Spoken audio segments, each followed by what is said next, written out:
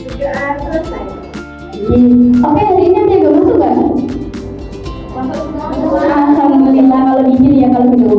Oke, kita lanjut ya. Ada yang ingat nggak materi kita minggu kemarin? Ya, pintar sekali ya kelas F ini ya. Kalau kita minggu kemarin kita udah belajar teks eksplanasi, sekarang kita akan mengenal apa itu teks narasi. Ada yang belum tahu nggak? Nggak tahu. Oh ya.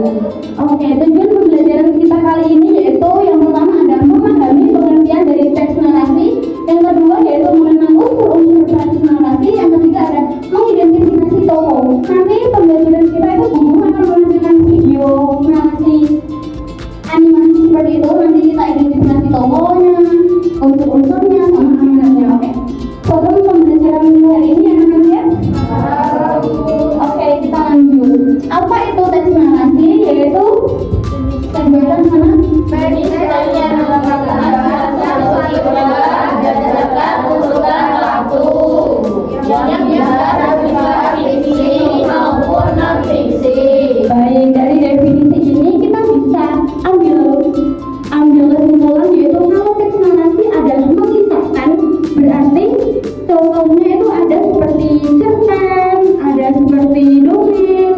Kalau kita kaitkan dengan berita hari-hari ini yaitu karena sering terjadinya banjir, berarti kita dapat mengidentifikasi bahwa banjir, tapi ceritanya bukan dari kronologi terjadinya banjir, tapi dampak dari terjadinya banjir. Itu kalau kita buat sebuah cerita itu bisa dinamakan teks narasi. Oke? Kita lanjut ya. Tujuan dan fungsi teks narasi.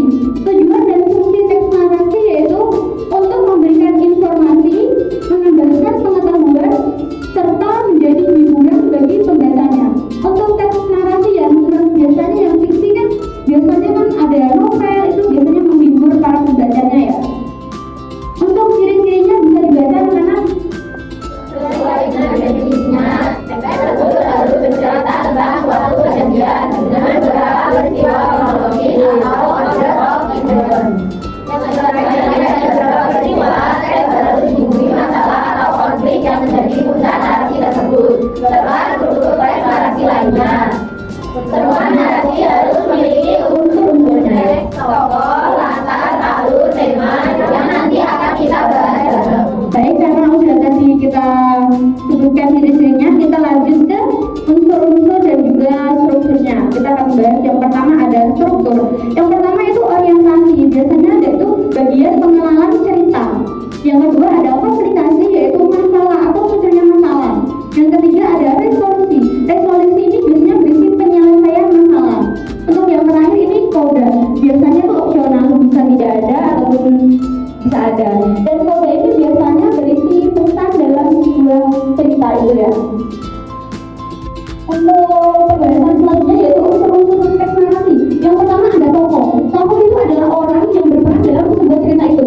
Yang kedua ada watak atau sifat dan karakter tokoh. Contohnya ada antagonis, protagonis, dan antagonis. Latar yaitu tempat dan waktu terjadinya peristiwa. Latar ini bisa ada latar suasana, latar tempat, dan latar waktu. Untuk alur yaitu rangkaian peristiwa dalam cerita. Biasanya ada alur maju, alur mundur, dan alur campuran. Yang unsur yang terakhir yaitu tema. Tema ini memuat gagasan atau ide pokok dari cerita tersebut. Oke? Nah, ini kita bahas contohnya yaitu ada cerita pendek, novel, dongeng, biografi, ataupun laporan sejarah. Oke, pembahasan selanjutnya kita akan belajar latihan soal. Nanti ibu akan menampilkan video di proyektor, anak-anak bisa mengerjakan sesuai kelompok yang guru bentuk ya. Untuk kelompok pertama ada ini, dan untuk kelompok kedua ada ini. Ini bisa gabung di depan ya. Ibu akan menjelaskan lebih dahulu atas cara pengerjaan medianya yaitu yang pertama kita akan membagi sistem menjadi dua kelompok, sudah guru bagikan ya. Yang kedua yaitu anak-anak akan menyimak video narasi. Yang ketiga yaitu anak-anak akan menjawab pertanyaan pada lembar 1, bisa dilihat dulu lembarnya.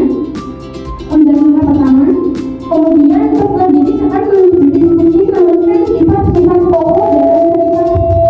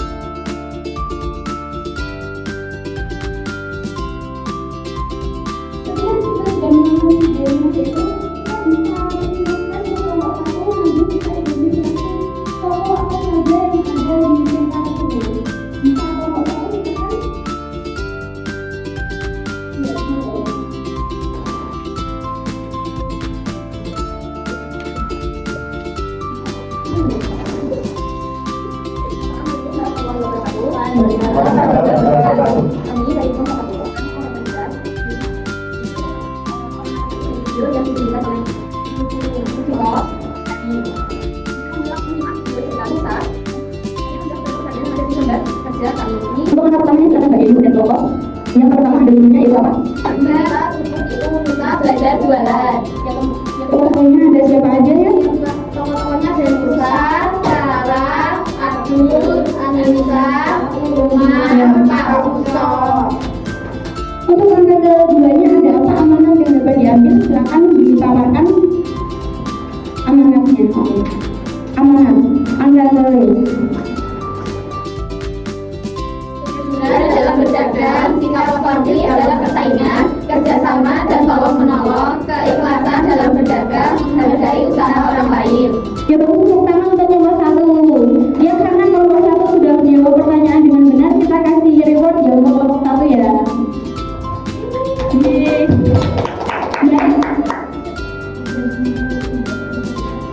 Karena tadi udah presentasi dari kelompok, kami identifikasi dulu tadi dari pengerjaan LKPD kelompoknya kelompok 1, yaitu tadi yang untuk langkah pertama sudah benar, ada judul tokonya yaitu Nusa Berjualan, Belajar Berjualan. Untuk tokoh-tokohnya juga sudah benar, ada Nusa, ada Rara, ada Abdul, ada Anissa.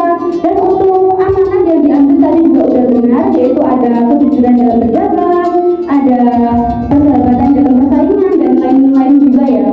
Ibu guru akan mereview dari awal tadi ya, untuk refleksinya apa sih yang bisa jawab teks narasi itu? Teks narasi, ayo. Bisa angkat tangan. Ayo, yang bisa angkat tangan silakan. Oke, Mbak Sofi dulu ya, Mbak Sofi. Teks narasi itu. Teks narasi adalah jenis yang memisahkan satu dan dua berdasarkan urutan waktu yang bisa bersifat fiksi maupun non-fiksi. Baik, beri tepuk tangan untuk Mbak Sofi. Bagus sekali ya Mbak Sofi ya. Masih ingat tadi ya dari awal. Baik, untuk pembelajaran kita hari ini Bu Guru rasa sudah cukup ya. Semoga bermanfaat. Untuk penutupan kita bisa berdoa dulu. Baik, Bu Guru tutup ya. Bisa ulang dengan hati-hati selama kembali rumah. Jangan lupa juga untuk